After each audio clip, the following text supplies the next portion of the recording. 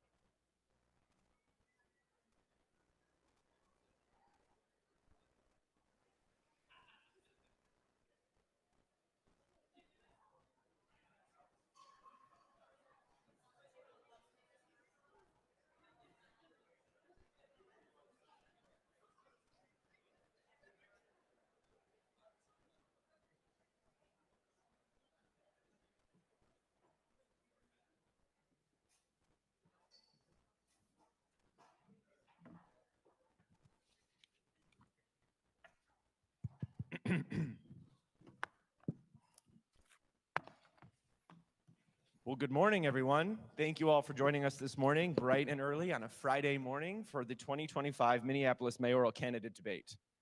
My name is Jake Leauge, and I have the honor of serving as Executive Director of the Citizens League. Citizens League is proud to be hosting today's debate in partnership with our friends at the Minneapolis Regional Chamber and the Minneapolis Downtown Council. I also want to take a moment this morning to thank CenterPoint Energy for sponsoring today's debate. Hosting events like this requires a lot of time and energy and resources, and we're deeply grateful for CenterPoint's support and sponsorship. And a special note of gratitude to the incredible staff here at Westminster Presbyterian Church for hosting us in this beautiful space and ensuring that everything about this morning's event ran smoothly. Thank you.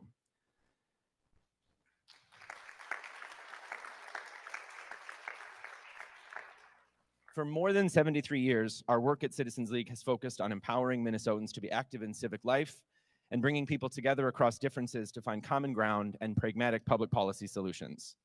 For those in the audience or watching online who aren't familiar, our work at Citizens League includes public policy research and hosting educational events that help Minnesotans develop a deeper understanding of the nuances of complex public policy issues.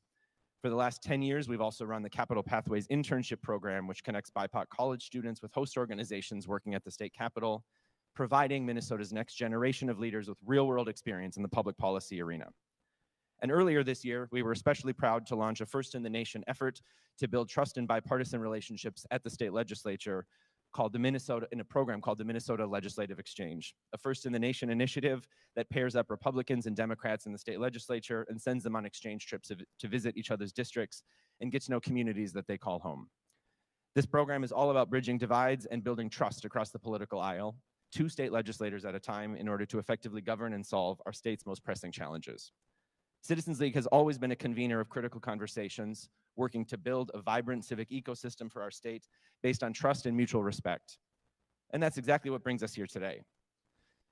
Minneapolis has been in the national headlines a lot recently for lots of good news and accolades, like its world-class park system, and just this week, ranked the best city in the country for people living with disabilities. But at the same time, the city faces significant challenges that we cannot ignore. 2025 was an especially difficult and heartbreaking summer for Minneapolis and the surrounding communities. And I want to acknowledge the deep pain and heartbreak that many are feeling. We're here this morning just about 1 month after the horrific shooting at Annunciation Catholic Church that took the lives of 2 innocent children and injured dozens of others. So before we proceed, please join me in a moment of silence to remember Fletcher and Harper and all of the children and families whose lives were forever changed and devastated by that tragedy.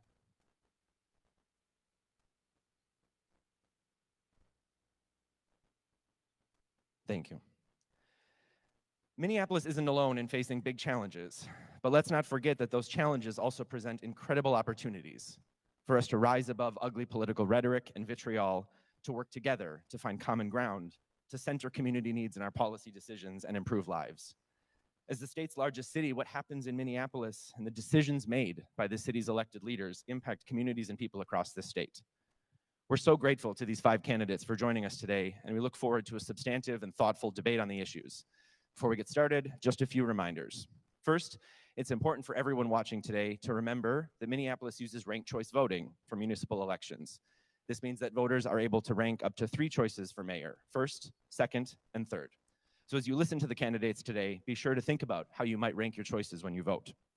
Early voting in Minneapolis began last Friday, so voters can cast their ballots anytime between now and Election Day on November 4th, and you have options to vote by mail, early in person, or on Election Day.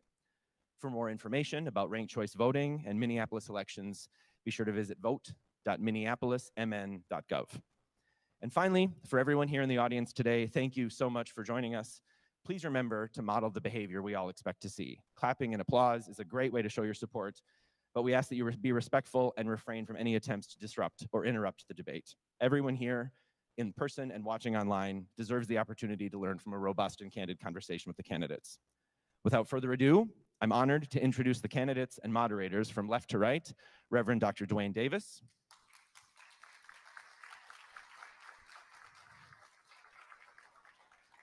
State Senator Omar Fateh,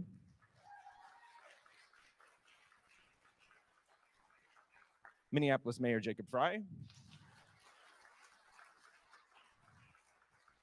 Jazz Hampton,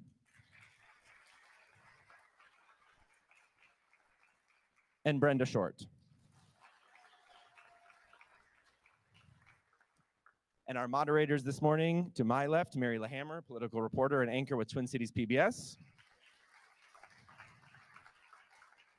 And on the far side over there, Blois Olson, host of the Sunday Take on WCCO Radio and CEO of Fluence Media.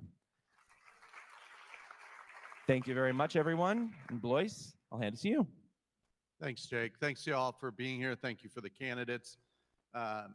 This is going to be aired on WCCO Radio, and so just be mindful that it is being streamed live as well. We are downtown, and this question will go to Mayor Frey to begin. Office workers are starting to return, however, companies are using less space. We know that the energy of downtown is not what it was pre-pandemic. What can be done to ensure that downtown property values stabilize and that the traffic and energy that Minneapolis once had return to downtown Minneapolis? The whole concept of remote or distance work was probably inevitable, but it got expedited by 5 to 8 years by COVID-19. And it's not going to be the cities that cling white-knuckled to what once was that are ultimately successful. It'll be those that embrace change that ultimately see success. So here's what we're going to do. First, we are converting commercial space to residential, focusing first on the pre-World War II buildings. That is already underway. Second, we are making sure that downtown is more of a playground, recognizing that it's not just a place where you come into work at 8 a.m. and leave at 5:30 p.m. It'll be a place of commerce. It'll be a place of restaurants and bars. And yes, also we will have access for pedestrian streets only, including on Nicollet Mall. Third, I was the council member of North Loop before it was the North Loop that it is today. One of the things that we did was break up space, not just having one large commercial space per street like a Barnes and Noble or a massive Sports Authority, but making sure that we have a variety of different small and locally owned businesses that are supported. To have that kind of vibrancy on the street, to have those additional doors on the street, not only brings more eyes so that safety is improved, but it also adds for a kind of street dynamic that is unparalleled. We have seen this in other cities. We have seen this in our own, and we can replicate that in the core of downtown.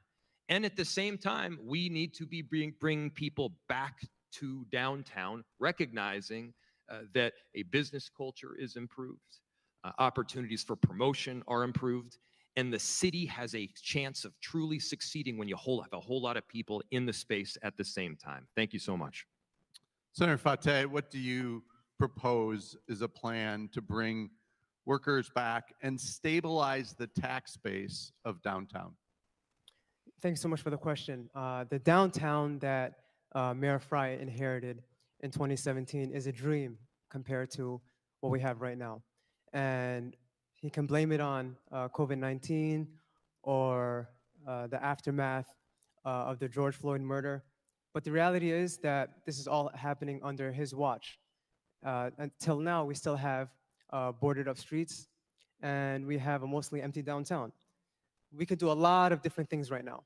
We can fill empty storefronts. We can convert offices to housing.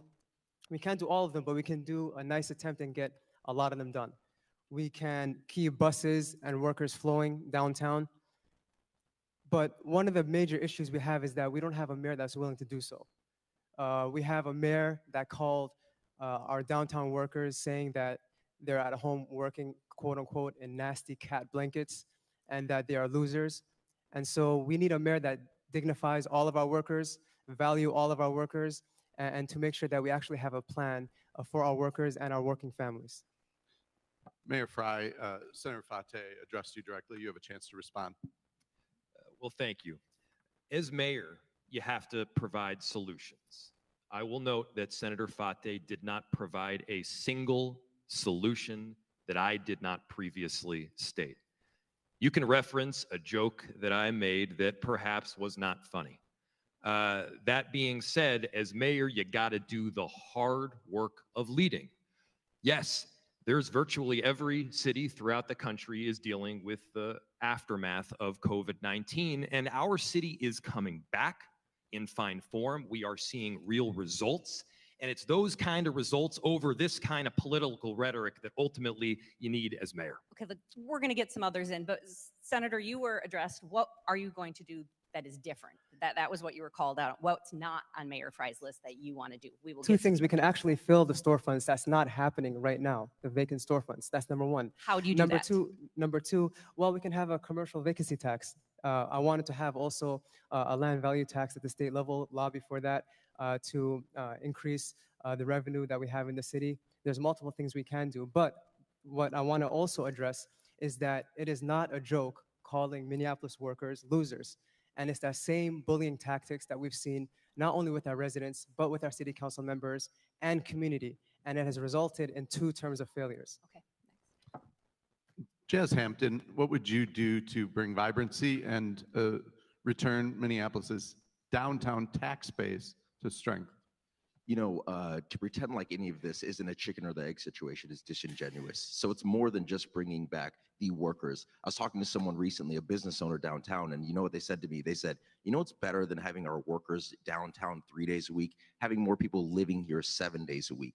I used to live on 9th in Portland, right above that CVS, if you know, right when you exit downtown, that CVS left. And after that CVS left, the coffee shop that was across the street left. And my wife and I had just had our first daughter, and Penelope was born, and we didn't even have a coffee shop close enough to walk to.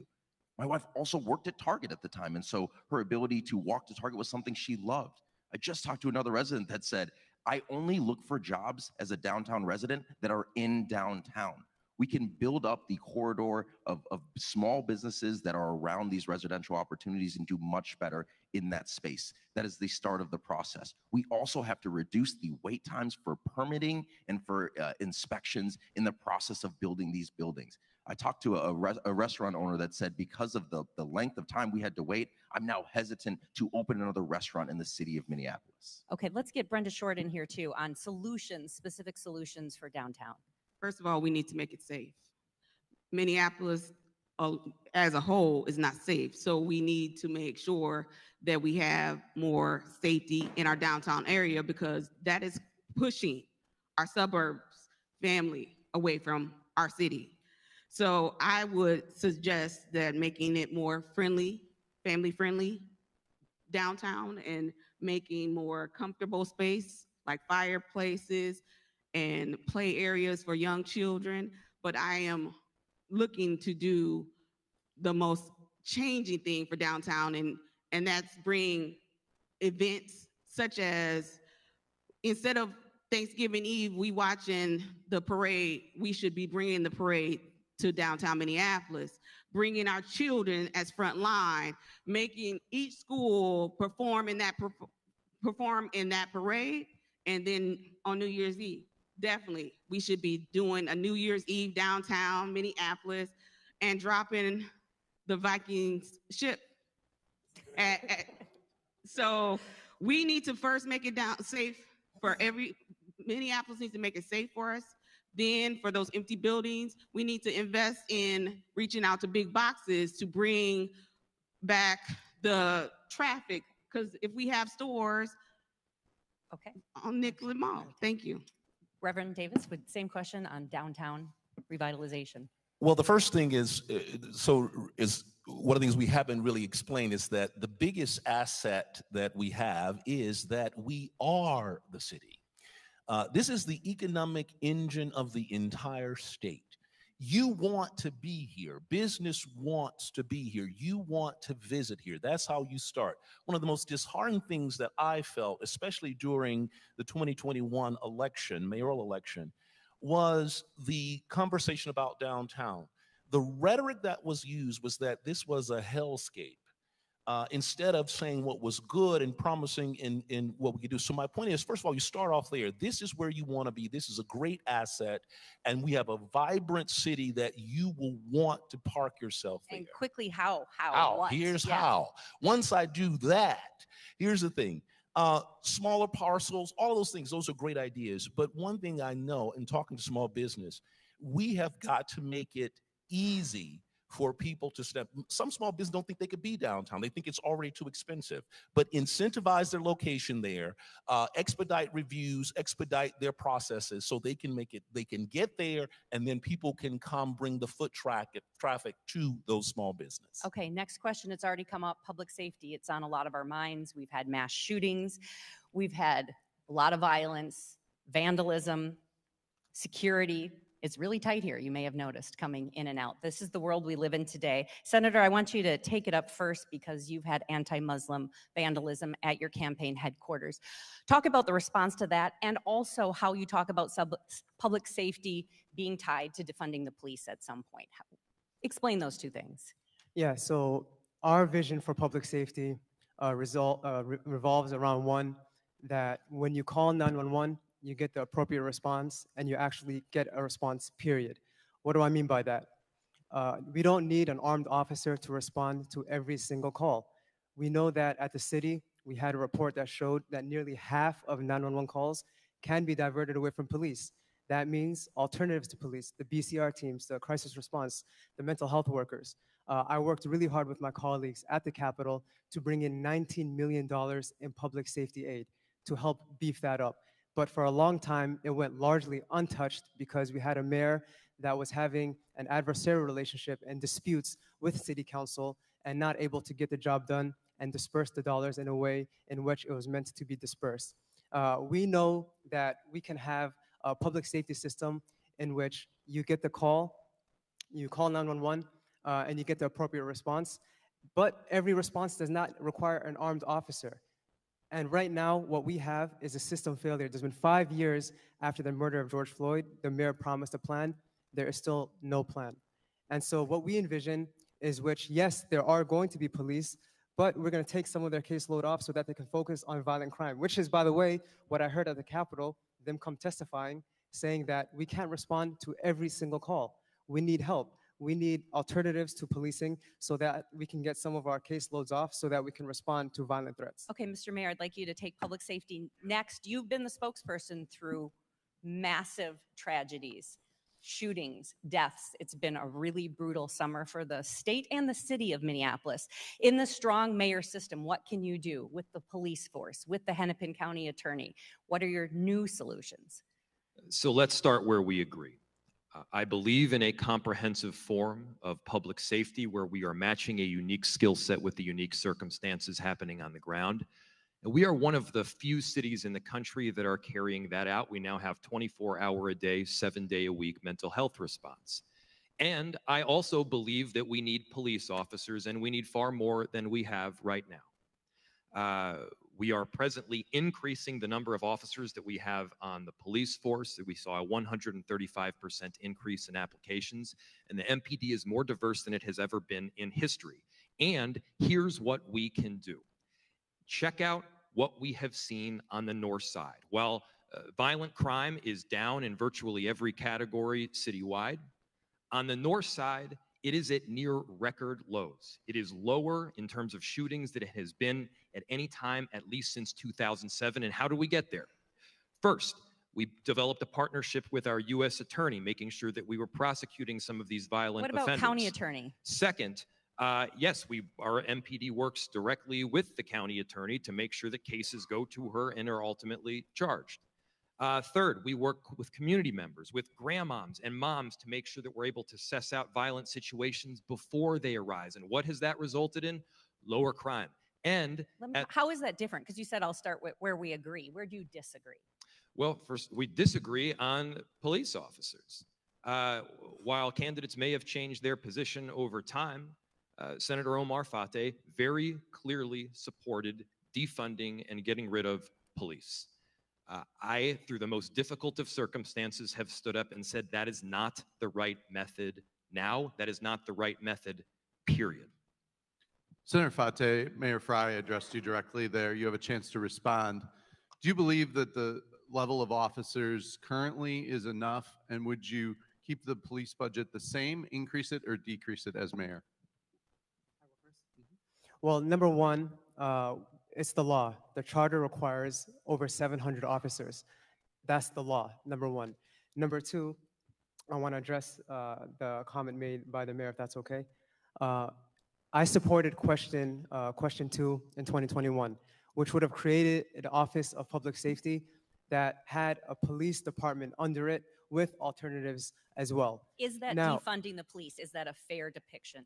No, because number one, we have a charter amendment. We have a charter that shows how many officers we need. We have a budget based off of that. We increased the budget year after year since the murder of George Floyd. We never decreased the police budget. But we know that if we need to take off nearly half of the cases off of the case loads for our officers, we need to beef up our public safety response, such as those alternatives. Okay, but that's a flat out lie. Let's get Reverend in on this one. What are your solutions for public safety and violence and the really big uptick we've seen this summer in mass? Yes. shootings? Well, Yeah. first of all, I will start. I reject any false dilemma that it is only either a warrior style police that is at every corner, making sure like it is in DC with the National Guard, and defund. There are a lot of options and good options between those two extremes. But what I'm looking at is, again, I served on the community safety work group, and one of the things that we were looking for is not only a broad community public safety matrix, but all of those pieces working at full capacity, which means, by the way, a violence interrupter where we have data collection, data management, data evaluation, setting outcomes, a behavioral crisis response that is fully expanded across all of the entire city. But also making sure we're under a court enforceable settlement agreement, making sure that not only as we get more police, that those reforms are embedded completely so that everybody trusts our police and that police can work in that matrix in every corner of the city. Jazz Hampton, you're up next. You've talked about having your car stolen multiple times. Suburbanites say they're afraid to come into the city, right? Carjackings get a lot of press, a lot of fear. Talk about personally, just like Senator Fateh had some personal interaction on this issue of public safety. Personally, how do you come at public safety differently in light of your experience? Yeah, I believe that we have to take the amount of things off of the plates that we're currently asking officers to do. We haven't gone far enough in that work. The second is just because we're saying we're working really hard to hire more police officers doesn't mean we're doing the best thing possible to hire more police officers, because I believe we have a deep need for more officers in this city. We have to have more, and we have to ask them to do less, so they're more likely to stay on this force, and we're more likely to recruit others from other cities to come and stay here. I've talked to other rural mayors that said, we have a great police force, and we have more that want to move up and out of our rural area. What about car theft, specifically car theft and carjacking? A part of the reason we have to expand the amount of officers we have right now is to have dedicated divisions. When windows are being smashed consistently, we have to have dedicated officers addressing spikes in crime that are unique to a specific area and type. And to that point, I want to be really clear on one other thing. I'm very happy that it is a safer city, and I believe that we do have a safe city. It's not unsafe for anyone watching outside of Minneapolis. But the superlatives, I think, are misleading. to say that gunshot wounds are doing better right now is not true. In the last 4 years here, compared to the 4 years prior to this current administration, the gunshot wounds are almost double on average per year. So the comparison is not accurate. Let's let the mayor, you just took on some stats and his stance on some issues. Can you talk about gun violence that he addressed there in the last 4 years? I can. We had significant spikes in 2021 and 2022, and that was a time when the perception matched the reality. We have seen dramatic reductions in gun violence and shootings over the last 2 years, and I will specifically call out the North Side. You can break these statistics in a number of different ways, but again, their shootings are lower than at any time since 2007. But what about mass shootings? Because you've had to be the face shootings, of some horrific tragedies that have happened, and you're the person up there talking to the world about what's happening in Minneapolis and violence. We have. Look, at Annunciation, it was one of the most horrific things that our city has ever experienced. Right, and how do we stop that from happening again? Well, how do we stop that from happening? We ban assault rifles. We ban high-capacity magazines, and if the state and the federal... State, local, you can't locally. We can't locally, but if the state or the federal government isn't willing to do it, we should have the ability in cities to do it ourselves. And I will note that in terms of the response, our officers were there in 4 minutes. They did not hesitate. They busted through the doors. They were looking for a potential second shooter at the same time they were looking for other explosives. They were tying a kid in a tourniquet. What about at prevention? the same That's time. after the fact. That is after the fact. How can we prevent mass shootings? The truth is that the work goes well beyond cities. It's got to be work with other jurisdictions. It's got to be work to prevent this gun violence from happening, from preventing guns that were literally designed to kill large numbers of people in a very short period of time from entering the city, and preventing people from getting them. Brenda, how about public safety and solutions? First of all, I believe to bring our city safe, we need our community and our officers to work together. Edina has done a great job building relationships with their officers and their community. They have a monthly meeting with their community. And first of all, we need to know who's in the street, and they need to know us. Second of all, both politicians have disrespected our officers. One says defund the police. Another officer disrespected the officers by offering a chief of police job to someone out of the state and replaced a female officer who was already transitioned into that space. So both of the politicians who's sitting here, you guys both disrespected our officers. And to bring our safety back to our streets, we need both community members and our peace officers. And I said peace officers because peace officers bring peace to our community, not chaos. Thank you. I think rebuttal. Senator, you looks like you want to get in on that and saying that you disrespected police by defunding police. That was brought up. Yeah, absolutely. And there is no disrespect on my end towards police officers in supporting question 2, which would have created an Office of Public Safety. That's number 1. And number 2, I think it was actually more respectful for them because they came to the Capitol asking for more help, more support, or more resources, saying that we can't address every single call. And so you talked about gun violence a little bit earlier. 2 things to that. Number 1, that is a symptom of poverty, one of the main reasons of that. And if we don't address our city's failure to provide an adequate social safety net for all of our communities, it's going to continue happening. And that's a failure on the city. Now, the main issue we have is that we have a mayor that created a toxic situation with city council and with communities by implying that if you're pro police accountability, you're anti-public safety. And that's flat out wrong. Okay, rebuttal, Mr. Mayor. Never once has that ever been said. So let's stop setting up these straw man arguments only to knock them down. I have said, notwithstanding Donald Trump, we are going to abide by every sentence of every paragraph of both the consent decree and the settlement agreement. And by the way, you don't need to take my word for it. The independent monitor stated that Minneapolis is making more progress towards a foundation of police reform than virtually any city in the country. So I stand by police reform. And just for the record, you don't need to take my word for it either. Look at what Senator Fateh said specifically, which I believe was about completely defunding police. You do not need to take my word for it. You can look at what his website previously said. It's widely available online. And so, you know, in this case, as mayor, there are some moments when you need to stand up against something that is wrong, and there are moments when you need to stand for what is right. Sometimes it is hard, sometimes it does not respond with cheers, but you got to do the right thing all the same. I want to stay on the topic of public safety because it's come up and it's obviously a very timely topic. You've brought up the chief, and we've talked about officer numbers. We'll start with a little quick lightning round. If elected mayor, do you keep Chief O'Hara? And if not, who do you replace Chief O'Hara with? Start with you, Brenda. Yes, I would replace Chief O'Hara. And why is because he represents our city. He has made several statements negative about our city, and he has made no attempts to protect everyone, such as the shooting with the gentleman who was shot by a neighbor. It took him weeks and said he was not going to bum rush someone's house. Let's go through this quickly, Jazz. Yeah.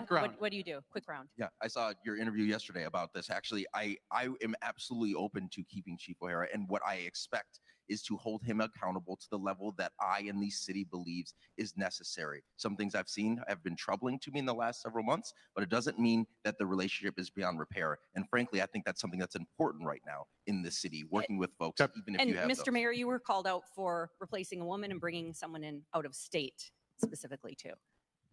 Chief O'Hara has my full support. I'm proud to have recruited him from Newark, where is a city where he was known for both reforming the police and driving down crime.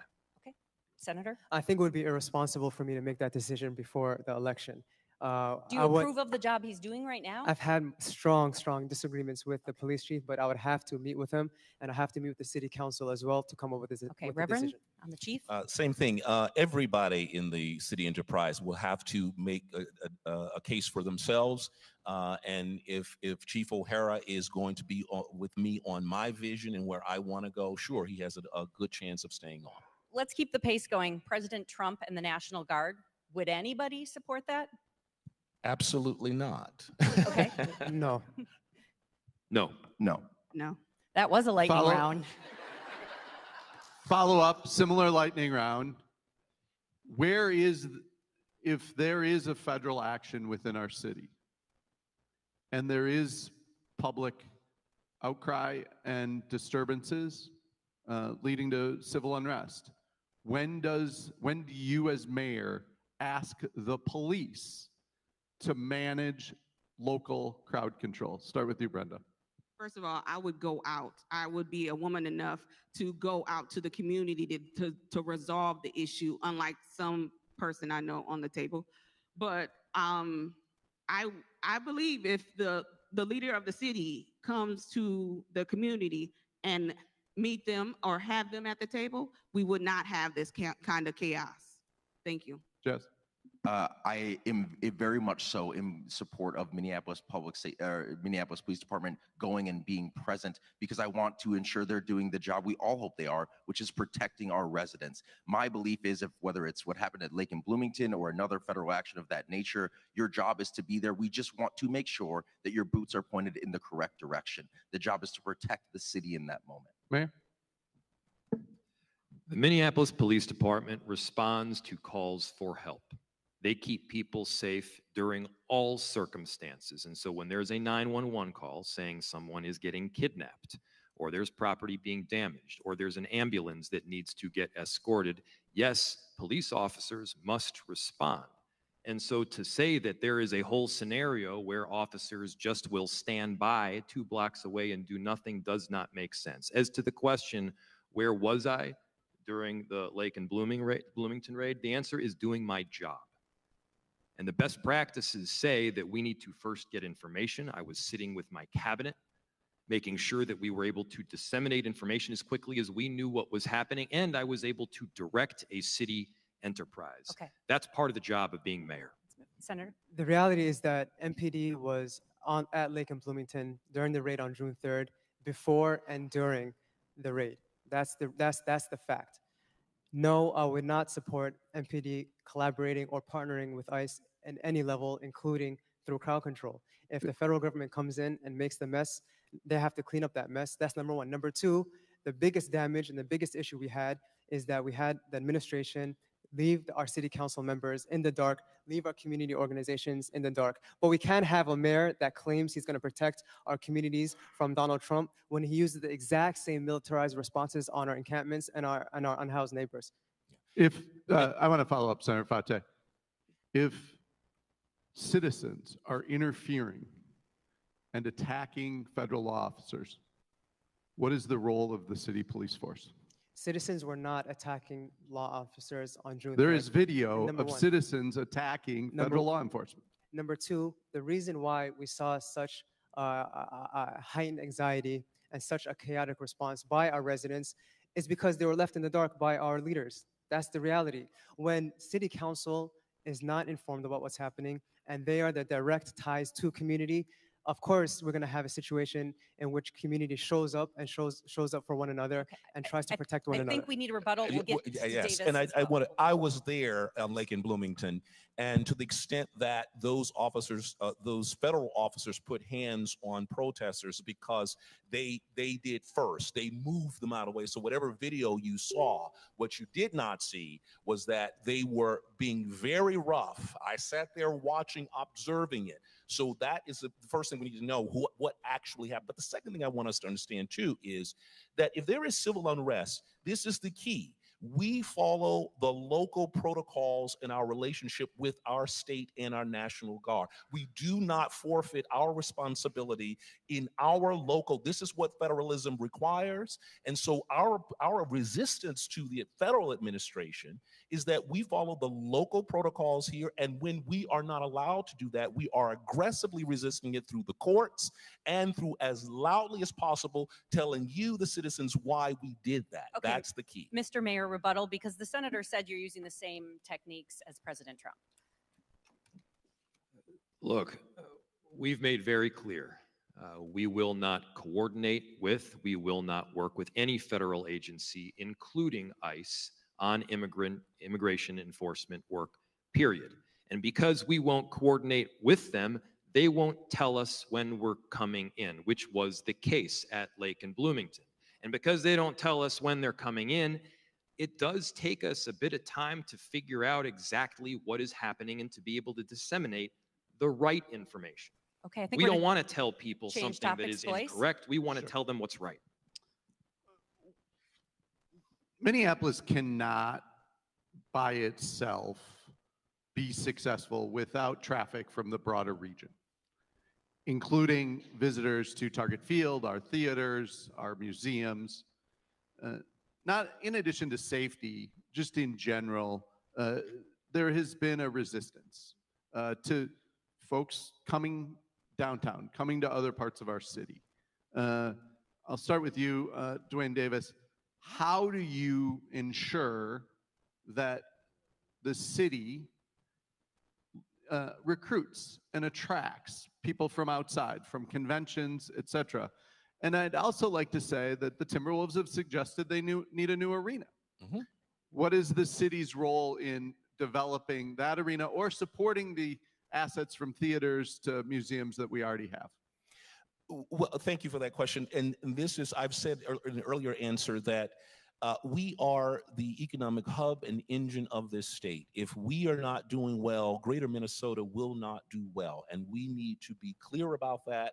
And we need to lean in with our whole chest on that.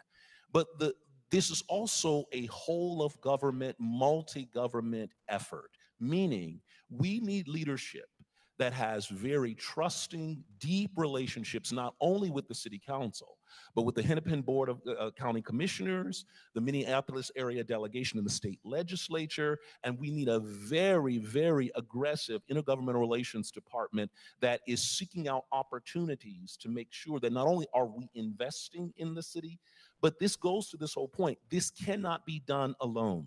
This is not a standalone thing. This also cannot be done with the mayor having only selective relationships with big developers or big donors. A whole of government, all hands on deck effort where we are working together, we are building, trusting. And here's another, I have to say this too. There's sometimes though, where we're going to have to go it alone. Sometimes I feel that in our Like work, when? Give an instance. I'll Go give it you an alone on instance. what? We are part of the League of Minnesota Cities. And sometimes I think we forfeit our right as the biggest city and the largest city and the economic engine to say, here's what we need. And it may not look like what you need. I've seen that way too often, especially when I've seen them at the state legislature. Okay, let's what we have talk to state do. legislature. We have one at the table. Senator, what about bringing people in arts, entertainment to the city? Absolutely. I think, as the Reverend mentioned, it's going to take a cross-jurisdictional approach. We cannot do it alone. We need to partner with our city council, with our county commissioners, and with our state legislators, especially our Minneapolis delegation. And right now, we have a mayor that doesn't have a good relationship with all three. He has a hostile relationship with our city council, doesn't work well with our county commissioners, and doesn't work well with our Minneapolis delegation, which is why with our county commissioners and our Minneapolis delegation, he doesn't have a single endorsement. And that speaks volumes about a mayor that has 2 terms. No, but I want to get to what I will do also. What I will do is make sure that we are attracting people by making our city more and downtown more bikeable, walkable, transit-friendly, bus-friendly, not eliminating bus routes, making sure that we're attracting more local businesses. And the idea that we're going to invest in a new arena for the Timberwolves is outrageous. Every dollar we give away to billionaires. So you won't be asking the legislature for help on that? Absolutely not, because every dollar we give away, whether it's city or state, to billionaires, is dollars away from basic services. Senator Fateh, several of you have brought up the relationship between the mayor and the city council. One word answer. Do you believe the city council has always been fair to the mayor? Yes. Okay. Mayor Frey, what would you do to increase traffic and revitalization of our entertainment assets? So first, if the city council has always been fair to me, then we all have a lot of work to be done. We need a civility in political discourse. We need to be able to talk to each other with respect. Yes, there are moments when we disagree, and I will not abdicate my responsibility to do the right thing for the city. And all the same, we can find opportunities to work together in good faith. One of those areas is around downtown. So you may have seen just yesterday it was announced that we hit a record in terms of hotel stays. You may have seen just a couple weeks ago Dinner du Nord, which had 2,038 people, seats all along Nicollet where they were eating. You may have seen that Diane's Place was recognized as the best restaurant in the entire country. These are things that we can highlight. Are we there yet? No, we are not. But downtown is going through rejuvenation, and every single one of us can get behind it to make sure that it is bolstered even further. What about stadium? The senator said he would not support the legislature helping out on the stadium. Do you want, it's probably a bonding bill, probably a supermajority. That's a heavy, heavy lift. How are your relationships with the state legislature, and should they play a role in that? Well, everybody should play a role in it, but does that mean public subsidy? No.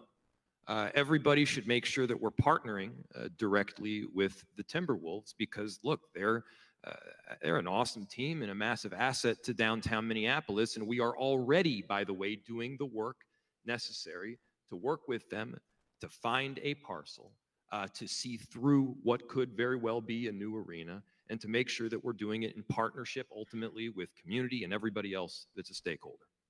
Jazz, what's your specific plan for revitalizing our entertainment assets and ensuring the Timberwolves stay in the city of Minneapolis?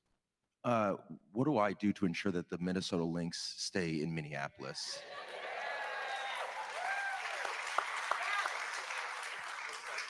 They are the only basketball team with the championship. We should probably out the wall. I think we do have to partner deeply because that's our winningest team. And to that point, I do not believe that the city taxpayers, the city of Minneapolis, should be subsidizing any additional building of a building that was just revitalized in 2017. I don't think it is a good use of our tax dollars, especially when I think of my 3 children being in our Minneapolis public schools and the work that we need to put in other places rather than into a stadium that was just revitalized. To the point of revitalizing downtown generally, we have 10,000 hotel rooms that need to be filled day in and day out. And when people are looking at conferences and places to go, they look at our park system and they see great things that they can come here for, but they're worried about the affordability of coming into the city. We need to show more folks from outside of the Twin Cities, if they're gonna come here, it's more affordable than Las Vegas or other locations. And we also need to ensure that they feel safe when they're doing that. The perception that the people have of our city, I believe, is misguided. I believe it is safe. We need to show them more directly. And frankly, in my opinion, we can do a lot of work on that with our partners that are already working in downtown to do that revitalization. Brenda Short, what's your role as mayor in ensuring that our assets are state-of-the-art and attractive to conventions and or sports franchises? Thank you for asking. First of all, I would start making some of those empty office spaces into creative suite. We need to go with the times where our youth are investing in making YouTube videos and need those spaces and making it affordable for them, because that will bring in some of the suburbs children and saying, hey, this is a space and it's fast I can get into. Second of all, we need to link up with Groupon and make our out-of-state people have a wonderful experience with Minneapolis, because we have great things like the trolley that goes downtown, and I do the carriage ride every year on Christmas Eve. There is wonderful things. We just need to make those experiences known to our suburban people and outside of our states. If we start putting our landlights, such as the trolley, knowing the history about Minneapolis, we will bring those people back. Okay. Thank you. Related question. This is about the commercial tax base in downtown. Mr. Mayor, I'd like you to do this one first. There is a new documentary coming out that's going to be airing on statewide television called Precarious State. It paints a very dire portrait of vacancies, the future. And you do know when the commercial tax base shrinks, then it goes on to the property taxpayers. So can you talk about that? Because the entire state's going to see this documentary, and it talks about horrific vacancy rates. Oh, I can't talk about the documentary that I haven't seen yet, but what I can say is that we, like virtually every city throughout the country, has seen a devaluation of commercial space as a result of distance or remote work. When a building sells for 40 cents on the dollar, the valuation drops, the taxes we're able to generate drop along with it, and there's residents throughout the city that have to pick up the tab for it. Is it realistic to grow or get that base back, or do you have to change everything because businesses may not come back? It's a combination, both of changing, yes, and getting it back. It will be both. We are seeing businesses that are coming back every single week, Target being one recent example. We are seeing the numbers go up virtually every month in terms of the number of offices, businesses that are locating their employees downtown. And there will need to be substantial changes. Part of that is a transition of commercial to residential. And we're focusing first on the pre-World War II buildings, because those are the buildings where you can You mentioned that open the before, window. but what about the property taxpayers? Do you have to cut other parts of government to take that burden off the property You tax? got to be efficient with your tax dollars. And my pitch, and I said this during the last budget, is we have to focus on core city services first. Picking up the trash and the recycling. So what extra things may you not be able to do if you have to make there's cuts? a number of things that we had to cut in this last budget. These were hard decisions. We had to eliminate positions oftentimes that were vacant. We had to look and take a deep dive on programs that may have been effective 10 years ago, but aren't as much so And are more now. cuts identified if you are reelected? Well, I can't tell you what exactly is identified until we know the economic state at the time. But look, there are hard decisions that can be made. We can't both pretend that we're going to be substantially reducing the tax burden and simultaneously not looking at additional source of revenues and not looking at where cuts need to be made. Okay, Senator, can you talk about that shrinking commercial tax base and what you will do about it? Absolutely, and we've seen a major example of that with, I believe it was the Ameriprise building that was valued at $297 million and sold for $3 million. And so we're headed towards the wrong direction. We can do a number of things. We can have a vacancy tax on empty storefronts. I would like to partner with the state legislature to have a local option tax so that the wealthiest in our city can pay their fair share so that we can address. Would a divided basic- legislature support that? No, but I'll do my part as mayor to also go out and ensure we have a trifecta. Our job isn't only to legislate, but it's to legislate, educate members on the community on what's been passed, but also going out there and partnering with the county and with the state to make sure we get the job done. And how about the property tax burden, how that shifts to property taxpayers? A couple of things to that also, and I was going to get to that. And a couple of things to that is, yes, we need to convert some of the spaces into residential. We need to make sure that we're doing things like fighting wage theft, which takes away from workers' pockets in which they pay their taxes, in which they spend their dollars. And which, by the way, the mayor wanted to cut the co-enforcement contracts in half. That's horrific. Now we also got to be very responsible. But what about cuts? Do you acknowledge that cuts would have to happen to try and help taxpayers? Well, we have to be responsible first with the dollars that we have. We can't do things like spending tens of millions of dollars on police settlements. I think that's irresponsible when we can have a mayor that can hold our officers and our law enforcement accountable, partnering with them to get that done. But also, the mayor in his latest budget wants to have 15% of our workers in the city auditor's office cut in a time in which we need our watchdog, in a time in which we have an office that does not report to the mayor or city council. We need that spot more than ever. Let's go, Reverend. Yes. Again, I often tell you, remember, we are in a transition period, and it's going to require, again, I can't say it enough, whole of government, multi-jurisdictional response. What I mean by that, you remember, some of you are old enough to remember that we had car dealerships downtown. And what shifted was, we know that we were building up the suburbs, and car dealerships moved out because there was more space, and then people had to drive. And then we began to rely on commercial office space, and that's what built up that base. And then we relied upon it. We are in a position now where we're going to have to rethink how we do all of that. And it requires more than some of the old language, the old ways of thinking about taxes. It's about being multi-jurisdictional.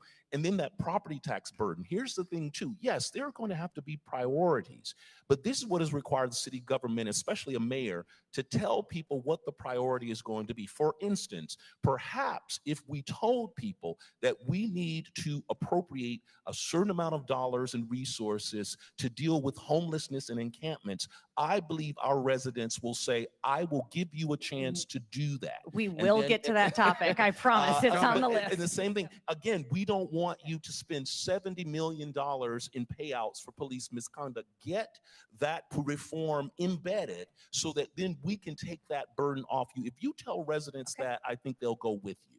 Jazz Hampton, what do we do to make sure that there's not a growing burden on homeowners and renters because of residential property taxes? The first thing we need to do, I teach an entrepreneurial finance class at St. Thomas, and I run my own business. I look at a P&L, a profit and loss statement every day. And what I do is say, hey, if we're allocating this much to marketing, how many new clients do we receive? Did the dollars work well? And if they didn't work well, what are you going to change in the marketing department? Because I won't just give you an additional $10 million in this moment. That is not how you use dollars and how you spend them. And that's the opportunity we have within the city. So when we talk about where are we going to start removing from and where are we going to start cutting from, it's where we aren't being efficient with our dollars in the first place. That is the wise thing to do with the money that we have. And when we talk about where cuts are coming from or the core services, when my car was stolen the other day, the 911, when I called 911, it rang for 2 minutes before someone answered. I've been talking with people that work in that department, and what I'm hearing is we're short-staffed, and the one open position that was available, I was told, isn't even open anymore. It's been cut from the budget right now. When people are working 12-hour shifts and working overtime, fielding some of the most traumatic calls that you could be happening within the city. These are the things that we need to prioritize our dollars for. Brenda Short, how do you make sure that the burden doesn't fall on residential and renters in their property taxes? Well, I would first reach out to the small businesses that had to close their doors, such as the businesses in Uptown and a landmark, the Palmers. They were forced out. I would offer them shared space. There's a lot of shared space with multiple restaurants or multiple businesses.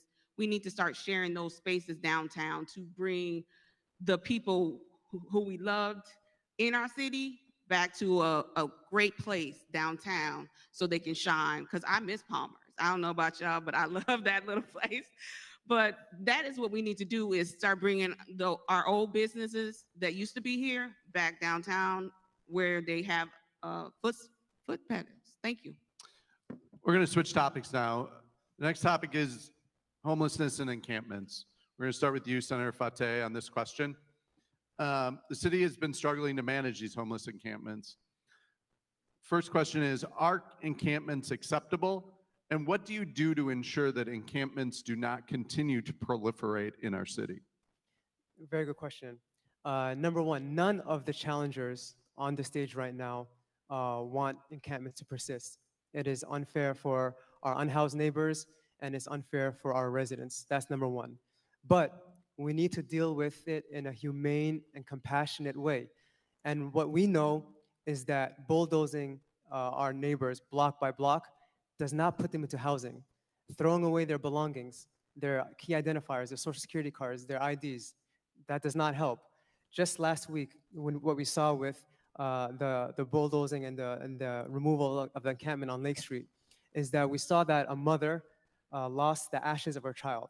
The mayor's staff threw the ashes away of the mother's child. I think that's heartbreaking, that's devastating, and that came less than 24 hours after a traumatic shooting in which 13 of their fellow unhoused neighbors were shot. So how do you deal with it? How do I deal with that? Number one, a couple of things. Number one, first, we see the approach that our administration is taking by moving our homelessness response out of public health.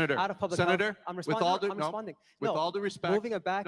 With all due respect, yes, we want to cover as many topics as possible. Correct. I specifically asked, how would you deal with it differently?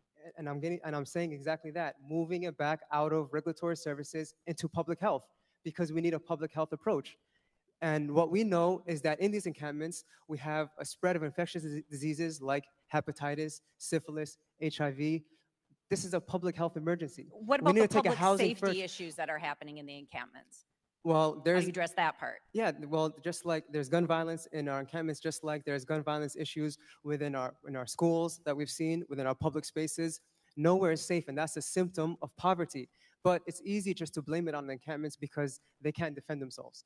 Now, we need to take a housing-first approach. We need to connect people to housing, and I've spoken to people on the ground.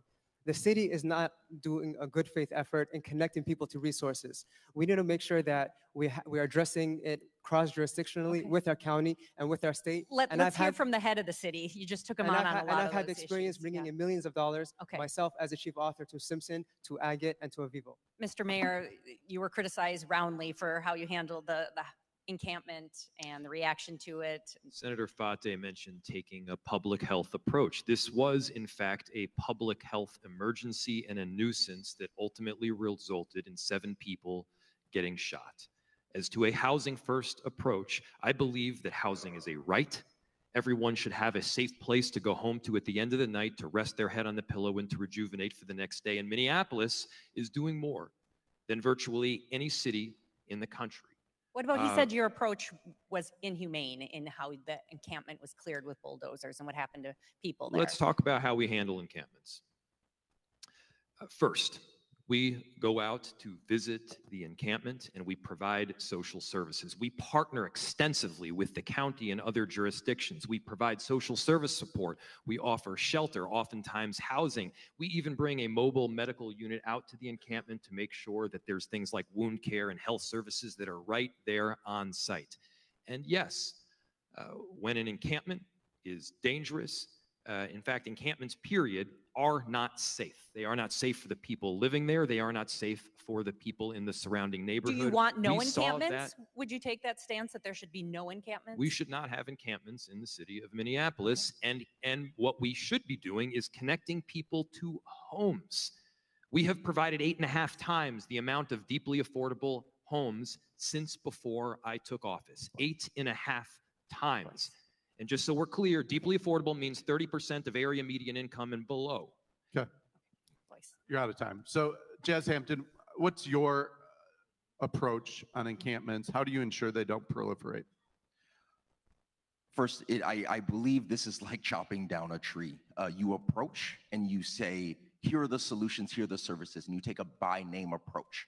That means if there's 38 people in an encampment on the north side, you say, hi, I'm Jazz, what's your name? Cindy, nice to meet you. I'd like to learn about the services and needs that you need that we can provide in this moment. And you do it again and again and again. To say the sentence, we tried and they didn't accept it, so we're sweeping, I don't know how many times we've tried.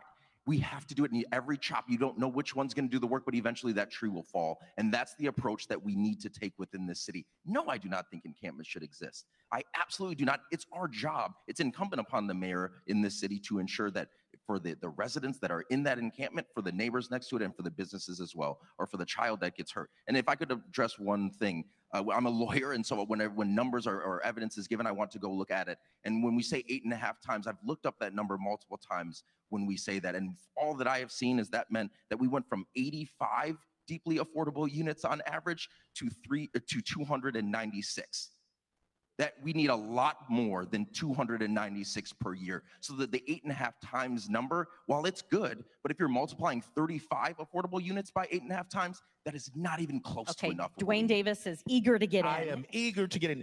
I'm glad to hear the mayor say that he doesn't want encampments, but if you don't want encampments, then you're going to have to do something very different than what you're doing. You simply cannot react when an encampment comes up.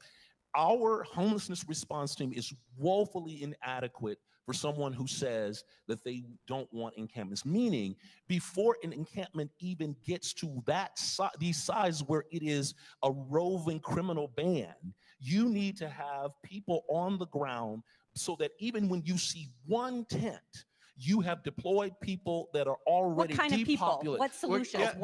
We have only 4 people, I think 4 or 5 last time I checked, in homeless response in the regulatory service. It obviously isn't enough. We need more people in that office. We need a plan. We now do not have a plan. The response we're getting is a reaction. That isn't a policy. That isn't a plan. Fill that office, appropriate the dollars, use the $330,000 or $400,000 you use per sweep, and use that to build a homeless response office and team that is equal to the task and can do it. DeWayne, you said these are roving criminal enterprises. Should the police intervene when an encampment gets started? No, so here's the point. If you have an encampment with 100 people, yes, there's no choice. I'm trying to say, stop. Don't let it get to the point where you have these criminals out there. You would favor using law enforcement to break up encampments when they get started? I would, if someone is shooting in a encampment, I want the police there. You said when they start. No, start meaning if you see 2 people in an encampment, get our homeless response team out there so that you can depopulate it. Mr. Mayor, radio audience can't see you shaking your head no, so tell us why you're shaking your head no. Well, first, look, there's multiple candidates up here that have literally said that they will not clear encampments, period. That is problematic. One, I'm the one that gets the briefings that there is a 12-year-old girl that is getting human trafficked. I'm the one that gets the briefing that a retaliation through gun violence is about to take place. And as for the work that we're doing, we are one of the only cities in the country that is seeing a substantial reduction in unsheltered homelessness, over 33%. That work is not easy. This work is complex. So you can come forward with a catchphrase or a simple solution. The truth is that it doesn't exist. We are doing the hard work to drive down homelessness and unsheltered homelessness, and we need to keep that going. Can you talk about homelessness and encampments and your solutions? First of all, I'm the only one on this panel who has been unhoused in the streets of Minneapolis. I have a plan.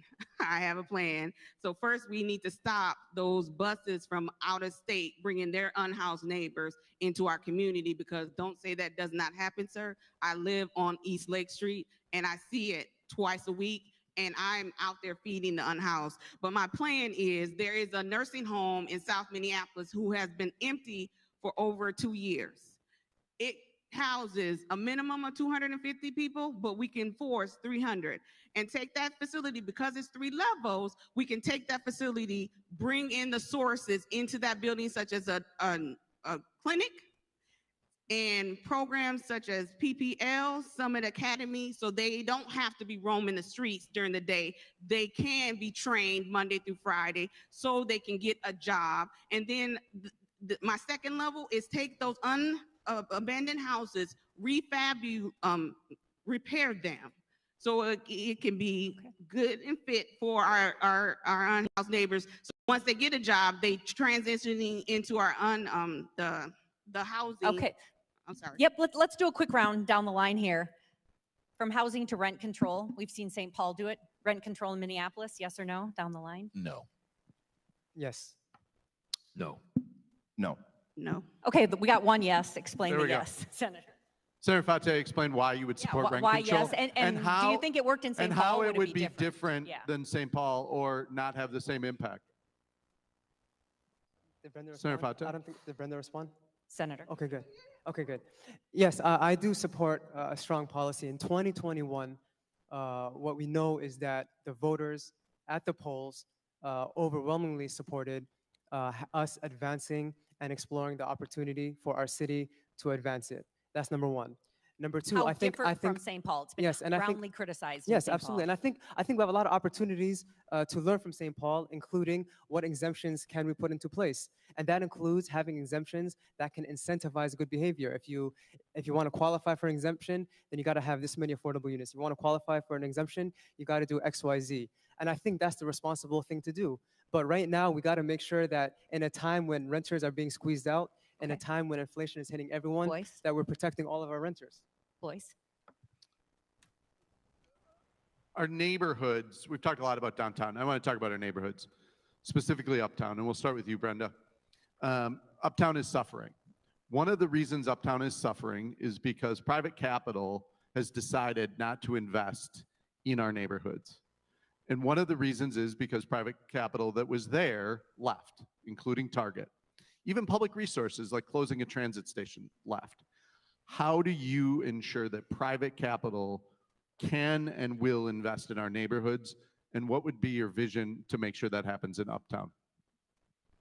First, I would reach out to those people who have left our community and bring them a new vision. Because the new vision is most of them left because it became unsafe. And that is a problem. And the second point is those small businesses needed to thrive and needed the help. Many of our constituents, not mayor, but others, did not support their own community. We have 13 city councils who take it on that could support our small businesses, but they chose to fixate on their own background, and Uptown was one of them. I believe that we need to start looking into all our city officials to see if they're supporting our small businesses to stay in our city. And that is my answer. Thank you. DeWayne Davis, how would you make sure that people can thrive in our neighborhoods, not just downtown? I thank you for asking that. I live in North Minneapolis, and one of my walking routes is West Broadway. And one of the most disheartening things is to walk that route and see boarded up buildings and vacant lots. And again, I go back to this point where we often promote and market this city as if there are only a few places to go. It is downtown or even uptown. But this is the point I think we need to look at, the asset that this entire city is. West Broadway, to take for instance, is a wonderful place for someone, especially for a small parcel or for foot traffic. These are the kinds of things that we need to be promoting. But even when we are trying to attract very large corporations, one of the things that we should be pointing out as an asset is local business, different neighborhoods. How can you help us meet our targets for bringing some small business into your supply chain or into your vendor network? This city is a full canvas for that kind of interest for people, large corporations, and all for small entrepreneurs. Senator Fateh, capital is mobile, and local capital and national capital has not invested in our neighborhoods over the last 5 years. How do you reattract private capital to our neighborhoods? Well, number one, I think this is still a city responsibility to invest in our neighborhoods. That's number one. But number two, the way to do that is to make sure that we're listening to the people. And what I've been hearing from the people is that they want our streets to be safer. They want Uptown to be safer. They want to make sure that we are more accessible, making sure that whether folks want to walk, bike, ride the transit, take the bus, that we are a city that connects everyone in every mode of transportation. How? Well, a number of ways. Number one, I support 24-hour bus lanes on Hennepin. That's something that the city council supported and the mayor did not. He vetoed. I want to make sure that when we talk about safety, also we talk about safety not in terms of violence, but in terms of for our pedestrians and our bikers. That means investing more in traffic calming. I was honored to partner with Councilmember Koski just this past year at the Capitol to bring in $1 million in traffic calming funding. We partnered with Senator Dibble as the chair. So those are ways we can approach it cross-jurisdictionally to achieve real wins for our city. Jazz Hampton, how do you ensure that private money moves into our neighborhoods? We need to make it more attainable and to repair trust with those private dollars that are looking to do this. Listen, I've built a business in this city for the last 5 years. And when I talk to, for instance, restaurant owners in these business corridors, whether we're talking about 38th and Grand or on West Broadway, what I'm hearing is we're nervous because some of the policies and practices that are in place now don't make me trust that I will be successful if I move in here. When I talked to a restaurant owner that said the entire front street of their restaurant was tore up for they said it was going to be 6 weeks, and the construction took 6 months. They had to take out a second loan to keep their business afloat. How do you ensure that that changes? When we're going and we're doing these projects and we make promises to businesses that are basing their financial choices on the promises we make, we have to have a side of money that says if it's going to go from 6 months or 6 weeks to 6 months, we can supplement some of this with incentive dollars from our city if we told you a promise and we broke that promise. Those are things that we can do specifically, along with, as I said previously, improving the time on permitting and inspections as well. Mayor, you've been mayor while some of these neighborhoods, including Uptown, have suffered. How do you make sure that in a third term that you can revitalize these neighborhoods? Well, let's talk honestly about this. In revitalizing these neighborhoods, you need small businesses, including restaurants. And getting restaurants to succeed, part of what you got to do is listen to them. They opposed, these small and local restaurants, opposed an unbalanced labor standards board. I was willing to support one that was balanced. The one that was put forward was not. I believe virtually every other candidate has supported that very labor standards board that those restaurants opposed. But moreover, in Uptown, there is a bright future and a rebirth of Uptown that is coming and will be dramatically different from what it was before. There's two promises that I'm going to make. One, right now and even in the next few months, people will see the seeds of progress in Uptown in the form of small local business openings. And when you do, go there. Second, in the next few months, you're not going to be satisfied yet. There is a brilliant future of Uptown. We're all going to be part of it, and we're going to be talking about that renaissance in 10 years from now. Okay, I'd like the two elected officials in the middle. We're getting close on time. 15 here. minutes 15 minutes left, 15 to go. Let's talk about ethics and fraud. This is on all of our minds. Daily, monthly, weekly, we hear a new instance of fraud in healthcare, in nutrition, in housing, autism centers. There's ties to Minneapolis in a lot of these. So first, Senator Fateh, what about some of the ethical questions raised about legislation possibly benefiting your wife? Could you clear that instance of ethical questions up? Absolutely. That was a false story in which we connected with every single media outlet that reached out to us, providing them with the facts. My wife started a business in 2021 that never operated, that never functioned, that never built. Could the legislation have benefited her? Absolutely not. Okay. It could not have benefited her, number one. Number two, it had nothing to do with making more money or lining the pockets of anyone. What I heard from providers and what I heard from DHS themselves is that HSS is rampant with fraud. They were concerned with that. This was actually an accountability bill to make sure that we take the issue away from DHS, who has proven not to be able to address fraud, and put it in the hands of the county case managers. Because I heard stories as the Vice Chair of Human Services of people billing not only for clients they don't serve, but for dead clients. And so we had the opportunity to make sure that we address it in a way in which we actually end it rather than letting it persist. What about connections to elections, malfeasance? What do you have to say about that in the past? Well, every single ethics issue that you're mentioning right now and every single ethics issue that came up at the Capitol were Republican-led. Those are Republican-led ethics issues. What about ties to your and that campaign also, and that ties to the elections campaign issue? came from a Project Veritas video that was a right-wing attack talking about ballot harvesting and voter fraud. Now, with that, I was also working with the Senate to And you address didn't participate in ballot harvesting or fraud absolutely yourself. not, and we Okay. addressed that in the ethics committee. Okay. And by the way, it was a Republican-led ethics committee that cleared me of all wrongdoing. Thank And you. so Okay. every single issue, every Thank you. single Yep. time. No, but the unfortunate situation is that these kind of lies, when they persist, these right-wing attacks, people get hurt. And it's unfortunate that we have DFLers, especially from the mayor's team and the mayor's PACs, that have been using this, spreading misinformation in the media, which lead to things like vandalism, which lead to things like people getting shot and killed. So these actions All and right, these lies have real life consequences, Mayor, yep. especially on people of color, which every single one of these challenges look like me. Mr. Mayor, I want you to respond to that. But also, you had ties to Feeding Our Future on your staff. Can you respond to both of those? The minute we found out about that staffer, he was fired. I can't speak to the concerns What surrounding about the ethics. misinformation? Are you creating misinformation and attacks on your opponent? No. Senator Fateh, feel free to give me one instance where I have spread misinformation about your ethics concerns that have been set up, and I'm happy to respond to it. In fact, you know very well that immediately after you have been attacked on several occasions, and unfairly so, whether it was by Charlie Kirk, or just the other day, I gave you a call to offer every single bit of assistance that the Minneapolis Police Department and beyond would be able to provide. Look, here's the thing. We're in an election now.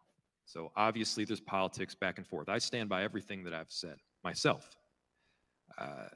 And at the same time, we need to be standing up for each other.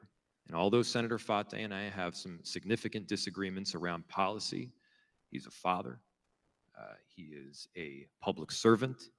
He's someone that cares about government, and when any of us are attacked in that form, we all need to be standing up and speaking out. Okay, and he would like to speak on that. Absolutely, and I want to say what the mayor just said is false. Yes, we reached out to both MPD and the chief yesterday when our office was vandalized, but it took 4.5, almost 5 hours for them to respond. That's when I got a call from the mayor. That's when I got a call from the police chief. But also, those kind of acts are a direct result of these right-wing attacks in which the mayor is trying to deny, but his staff and his PACs that are defending him and supporting him have been persistently and consistently spreading these lies Blois, through ads, go investing hundreds of thousands of dollars, in which, by the way, we want to talk about ethics. We had the mayor's former campaign manager, who's leading one of the PACs, fail to disclose over $100,000 in donations. I think that's unethical and that's wrong. We only have 10 minutes left, and you have a minute for closing statements. So we have 5 minutes of other issues. We're going to have a little lightning round. Starting with you, Brenda, we'll go right down the line. In 2 words, describe your leadership style. Strong and willing to listen. I'm sorry. You can hyphenate Brenda. it. Go ahead, Jazz. Inclusive and pragmatic. Mayor? Passionate and honest. Senator? Bold and collaborative. DeWayne? Increasing capacity. This race has been seen insider versus outsider. How do you describe yourself, insider or outsider? That's odd. So is politics. I'm a minister, so I have to say outsider. Outsider? Senator? Being a state senator, naturally an insider, but fighting as an outsider. Mr. Mayor? Look, I'm the mayor of Minneapolis, and the last thing I just said was honest, so I got to go insider. Okay, that was a layup. Next. Outsider, as a business owner, lawyer, and professor, I am not in politics right now. Brenda? Outsider, I'm a community member. One of the dynamics that was promoted when Minneapolis went to ranked choice voting was that campaigns would be less negative, that people would be more positive. It has been clear in this campaign that 3 candidates have chosen to campaign against 1 candidate. Do you support the continuation of ranked choice voting in the city of Minneapolis? Yes or no? Brenda Short.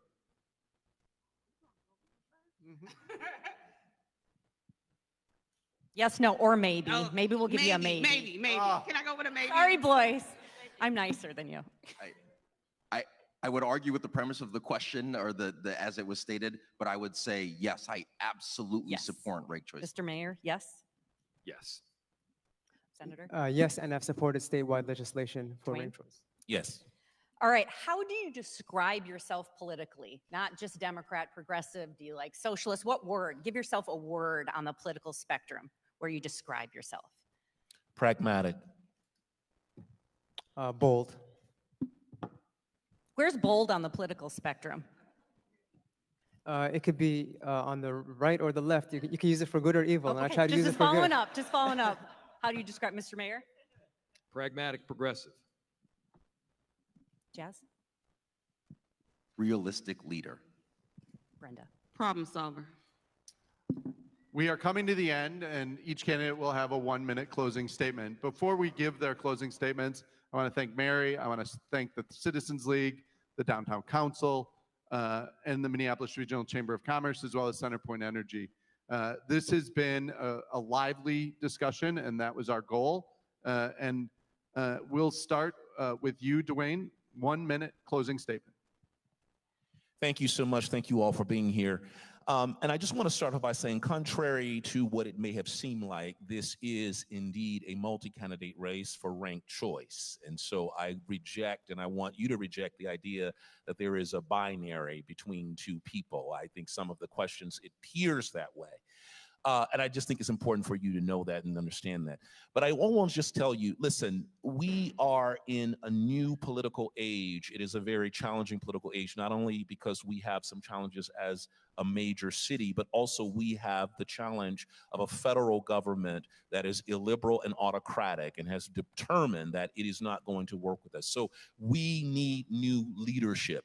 We have, as a city, an abundance of riches that means that we have the ability to stand against what's going on in Washington, but also solve our problems. But we need new leadership to do it. And I'm offering that leadership. We can do this. We can do better. We deserve better. And I think you can join me in making that effort happen. Senator Fateh. Jacob Frey has been mayor now for nearly 8 years, for 2 terms. All vetoes, full of vetoes, and a more divided government and city than ever before. He lied about banning no-knock warrants, and a mere lock died. He lied about there only being 27 unhoused neighbors, and we know that was not true. He lied about ending homelessness within 5 years. Now there's more unhoused neighbors than when he first took office. He lied when he said he'd stand with our Uber and Lyft drivers, and then he vetoed their bill. He lied when he said he'll support labor and our labor unions, and then he vetoed the Labor Standards Board. And he lied when he said he'll stand up to Donald Trump when he let MPD collaborate with ICE. Those are all lies. Myself, I've worked not only with the progressive wing and the Blue Dogs, but with Republicans to pass bold, progressive, transformational pieces of legislation. So please, I hope to earn your first choice vote. Rank DeWayne and Jazz, fill your ballot, because now more than ever, Minneapolis needs a leader and not a liar. Mr. Mayor, rebuttal and close, please. Do I get extra time on the rebuttal? We'll see. Changes I'll my answer. I'll give you 10 of my seconds. Changes my answer a bit here. See, there is coordination. You know, as mayor, you make difficult decisions during some of the most trying of circumstances. And over the past 5 years, especially, we in this city have confronted adversity together. And our city is coming back, and this city right now is faced with a choice between a path that puts slogans and social media posts before solutions, and the other path that values delivering results for our city. I have always chosen the latter. I have always chosen to do the right thing by our city, even and especially when it's hard. And so, we have a lot of work to do around housing, making sure that we're expanding our Stable Homes, Stable Schools program, and making sure that more people have the right to a home. We need to be expanding our police department to make sure that we have the most diverse police department in history and continue down the path to fighting crime, keeping people safe, and providing a comprehensive strategy for safety. We need to make sure that we're working on affordability, and we've got reasonable and pragmatic budgeting to ensure that both rents stay down as well as taxes, and we have a great opportunity to work together as a city. Not throw jabs, not call names, but do right by Minneapolis. Jazz? When I announced that I was running in late January, I put out a video and I said, I'm not running against anyone. I'm running for the city. For far too long, when you're opening the newspaper or reading it online, it feels like you're reading about conflicts within city leadership rather than the progress that we could be making within the city.